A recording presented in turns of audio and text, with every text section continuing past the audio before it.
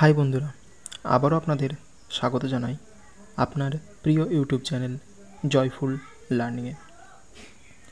আপনি যদি 2017 বা 22 সালের টেট পরীক্ষার্থী হয়ে থাকেন তাহলে আজকের ভিডিওর আপডেটটি আপনার জন্য অত্যন্ত গুরুত্বপূর্ণ। 2017 এবং 2022 সালের টেট পরীক্ষার যে প্রশ্ন ভুল নিয়ে যে মামলা কোর্টে চলছে তার অর্ডার কিন্তু প্রকাশিত হয়েছে। সেই অর্ডার থেকে যে তথ্যগুলি উঠে এসেছে সেইগুলো আজকে আপনাদের সামনে আলোচনা করব। তো দেখুন, সেই অর্ডারের একদম খাঁটি বাংলা অর্থ আমরা নিয়ে চলে এসেছি। সেখানে কি জানানো হয়েছে এই অর্ডারে? এক্সপার্ট কমিটি জানিয়েছে যে তারা ইংলিশ এবং ম্যাথামেটিক্সের পেডাগোগি বিষয়ক কিছু প্রশ্ন যাচাই করতে পারেনি, অর্থাৎ এটা পর্ষদের ব্যর্থতা বলা যেতে পারে।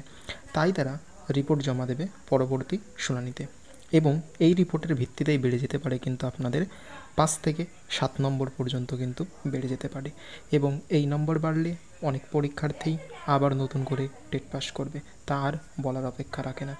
এবং এই মামলার পরবর্তী শুনানি রয়েছে আগামী 27 জুন।